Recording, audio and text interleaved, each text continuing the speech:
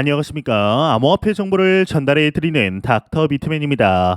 네, 평일의 시작 월요일도 슬슬 마무리되고 있습니다. 어떻게 오늘 하루 잘 보내셨나요? 현재 크립토 마켓이 다소 나쁘지 않은 흐름을 보이는 상황 속에 그럼에도 부정적인 언급들도 나오고 있습니다. 이 과거부터 비트코인에 대하여 무조건적으로 비난의 모습을 보이는 대표적인 인물들이 있는데요. 그중 한 명이 바로 찰리 멍거입니다.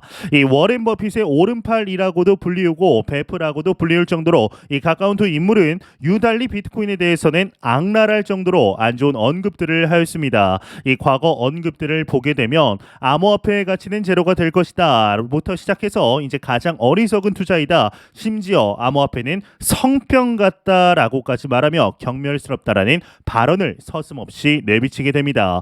이제 아무리 그래도 공개적인 자리에서 성병이라고까지 말한 것은 본인의 사회적 위치도 있고 명성도 있는데 너무한 단어 선택이 아닐까 싶은데요.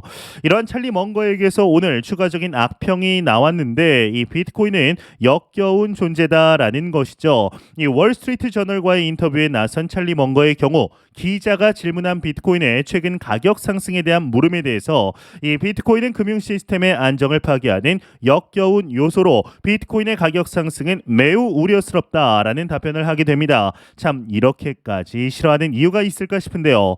이 멍거 부회장은 애덤 스미스의 기본 1억을 지적하면서 기본 이론을 지적하면서 비트코인이 자신이 알고 있는 자본주의 시스템에 전혀 부합하지 않는 자산이다라고 설명하게 됩니다. 이 애덤 스미스의 경우는 경제학의 아버지라고 불리우는 인물인데 이 인물의 기본 이론은 아마 여러분들도 한 번씩 들어보셨을 보이지 않는 손입니다. 이는 시장의 핵심을 짚은 표현이다라고 일컬어지고 있는데요.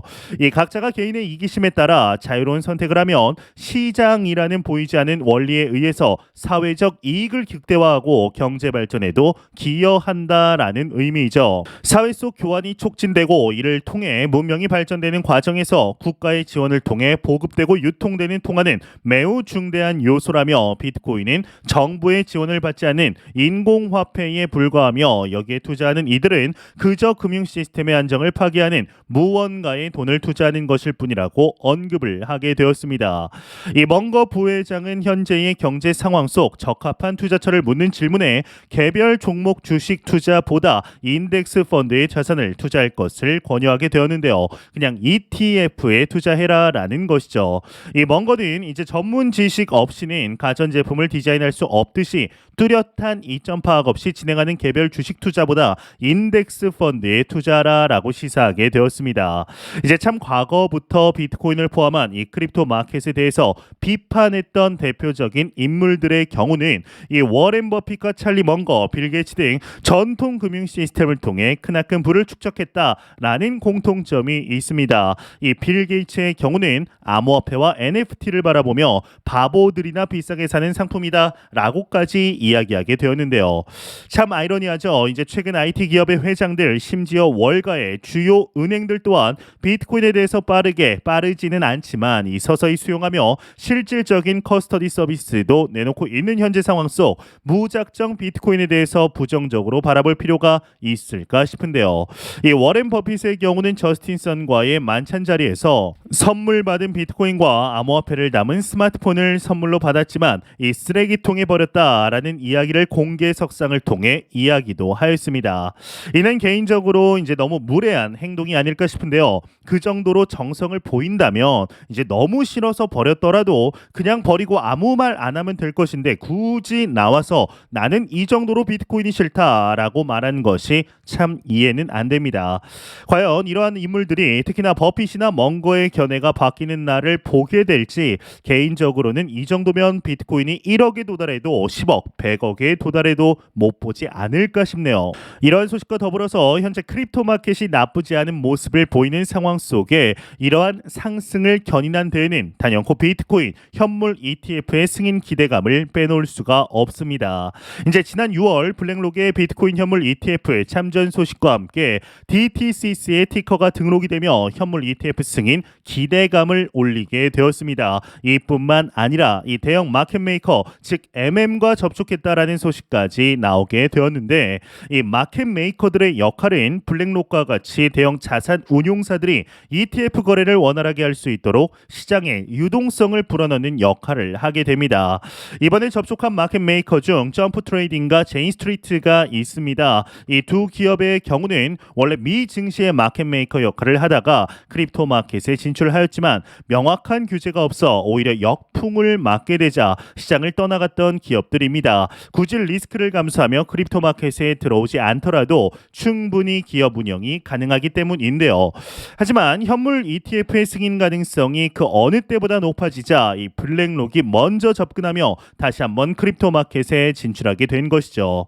이러한 정황들을 볼 때 내년 상반기 비트코인 반감기가 찾아오기 전에 승인될 가능성은 대폭 올라갔다라고 볼 수가 있는데 이에 중국 또한 현물 ETF의 승인을 심각하게 검토하고 있는 것으로 보입니다. 이 대외적으로 중국의 경우는 비트코인을 포함한 암호화폐 시장에 대하여 이 부정적인 입장을 보이고는 있지만 지난 6월을 기점으로 이제 홍콩을 기점으로 이 크립토 마켓에 대한 문을 열게 됩니다. 이 표면적으로는 중국은 거부, 홍콩은 개방으로 볼 수 있지만 이렇게 생각하는 사람들 아무도 없죠. 이 중국이 홍콩을 통해서 크립토 마켓에 대해서 장악력을 서서히 넓히려고 하는구나 라는 뜻으로 받아들이게 되는데 이에 홍콩에서 현물 ETF를 진지하게 검토하고 있다라는 소식이 나왔습니다. 자세한 내용 함께 보도록 하겠습니다. 네, 헤드라인을 보겠습니다. 헤드라인을 보게 되면 홍콩 규제 요건 충족 시에 소매 투자자의 현물 ETF 투자 허용, 이제 개인 투자자의 현물 ETF 투자 허용이다라는 말과 동일하죠.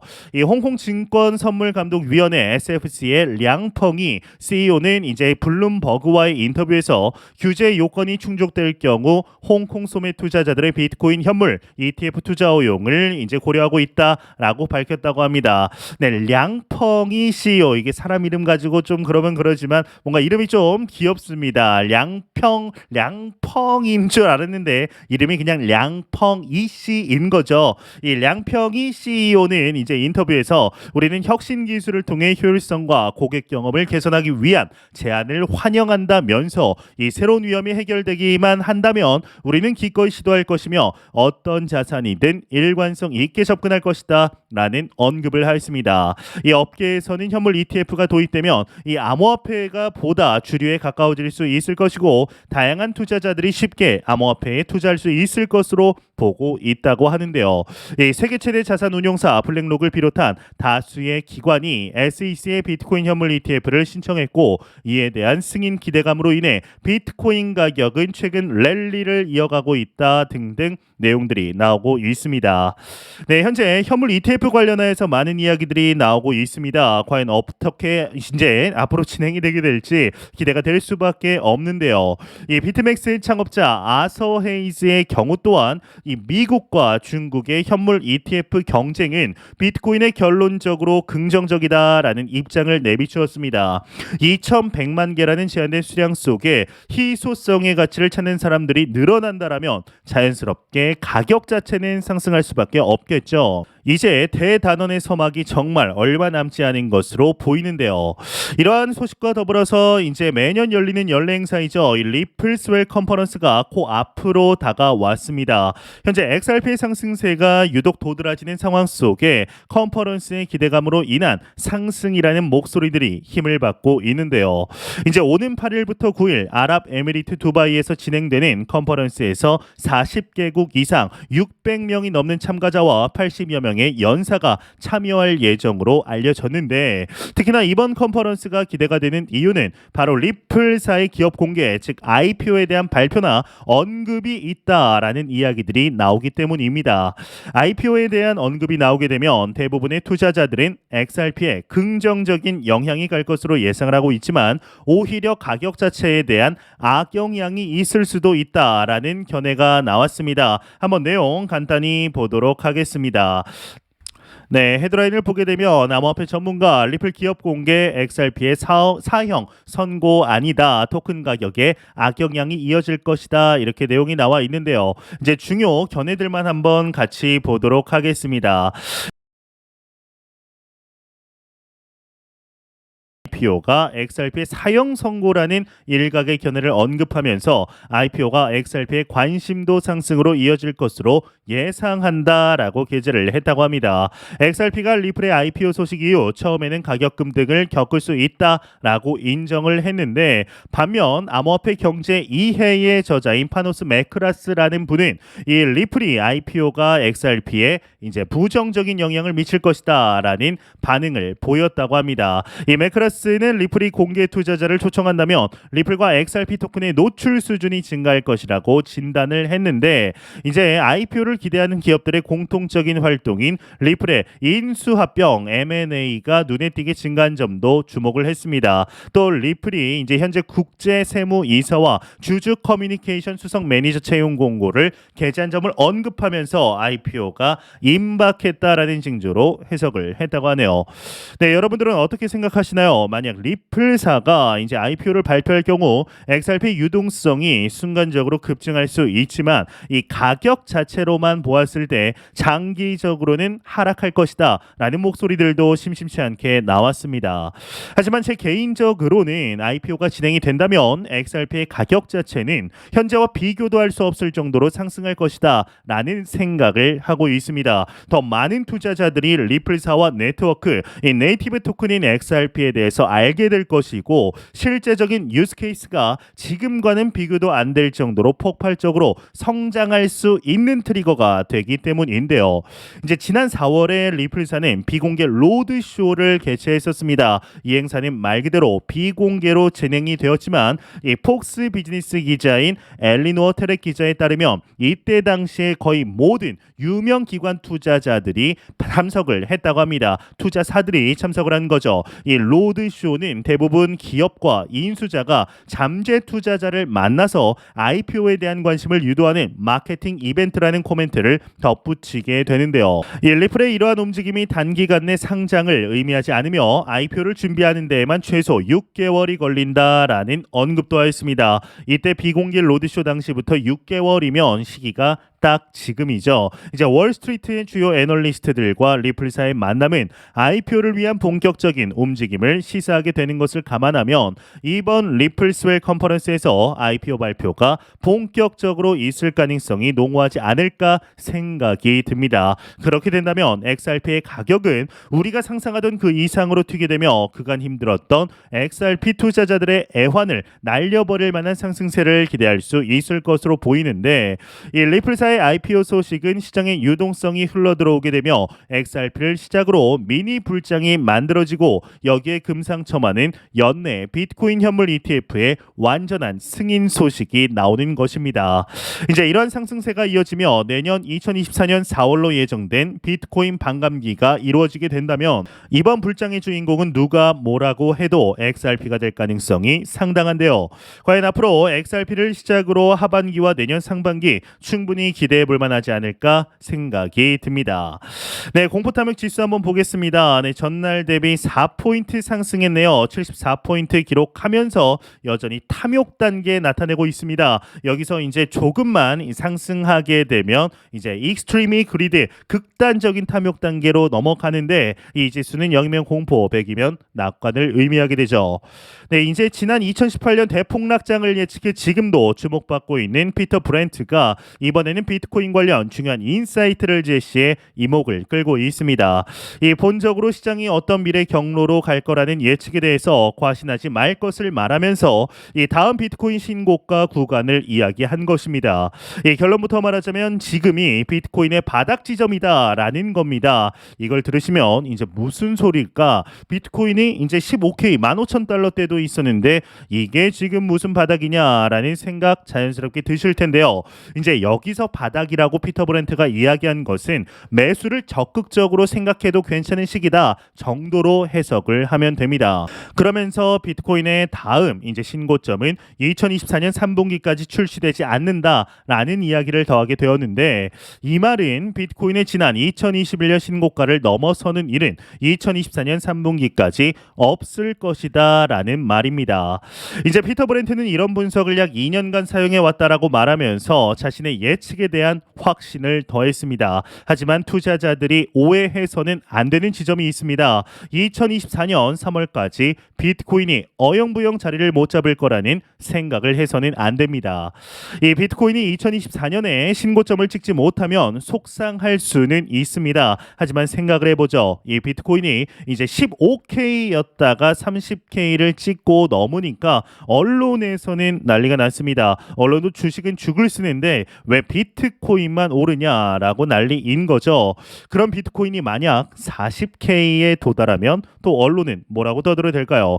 이 비트코인이란 게 이렇습니다. 투자자들 입장에서는 이미 100K를 보고 있는데 언론과 주변에서는 조금만 올라도 난리가 난 것처럼 이야기를 하는 거죠. 이제 영민한 투자자들은 이렇게 조금씩 비트코인에 대한 소식이 나오기 시작하면 투자에 들어갑니다. 이 빠르게 움직이는 거죠. 항상 빠르게 움직이는 이들이 있고 이후 그 흐름을 따라가는 사람들이 있습니다. 돈은 늘 처음에 진을 치고 있던 사람들이 벌고 그 이후에는 빠르게 움직였던 이들이 법니다. 그러면 누가 물릴까요? 나중에 너도 나도 뛰어들 때 들어온 투자자들입니다. 이 분들도 돈을 처음에는 좀 버는 것 같습니다. 하지만 이내 하락을 맞으면서 결국 크게 물리고 손절을 하든지 아니면 다시 4년을 기약해야 하는 상황이 오게 됩니다. 이 투자자들은 자신의 투자 자산에 대해 확신하는 모델이 있어야 합니다. 비트코인 4년 사이클이 될 수도 있고 피터 브렌트가 본인 스스로 확신한다는 렌코 그래프가 될 수도 있습니다. 이 누군가에게 플랜 B가 말하는 스톡 투 플로우 모델이 될 수도 있겠죠.